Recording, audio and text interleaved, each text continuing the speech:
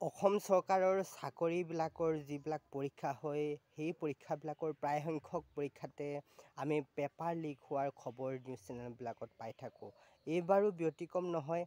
এইবাৰ ধেমাজি জিলাৰ পৰা পৰীক্ষাৰ পেপাৰ লিক হোৱাৰ বাতৰি আমি সামাজিক মাধ্যমত বা নিউজ চেনেলবিলাকত পাই আছোঁ।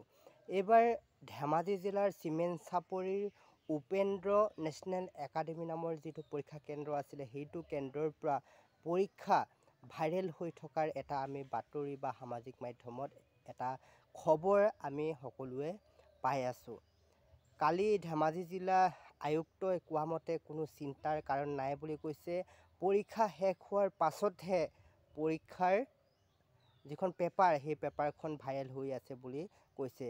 যিজন কেমেৰামেন আছিলে সেই চেণ্টাৰটোৰ সেই কেমেৰামেনজনেহে পৰীক্ষাৰ পেপাৰ কিছু অংশ ভাইৰেল কৰি আছে বুলি ধেমাজি জিলা আয়ুক্ত মহোদয়ে উল্লেখ কৰিছে।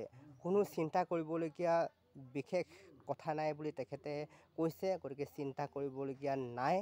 আৰু এই ঘটনাৰ লগত জড়িত মংগল সিং বসুমতাৰী নামৰ এজন ব্যক্তিক ইতিমধ্যে আৰক্ষীয়ে আটক কৰিছে, সোধা পোছা কৰি আছে, তদন্ত কৰি আছে আৰু ইতিমধ্যে কেছ ৰুজু হৈছে এই বিষয়ৰ ওপৰত। গতিকে সঠিক উত্তৰ খুব সোনকালে দিব। আৰু আপোনালোকেনো এই বিষয়ত কি ক'ব বিচাৰে? জিলা আয়ুক্ত মহোদয়ে ইতিমধ্যে কৈছে যে চিন্তা কৰিব নালাগে কোনেও। আৰু আপোনালোকেনো কি ক'ব বিচাৰে এই বিষয়ত? কমেণ্ট এটা কৰিব সকলোৱে।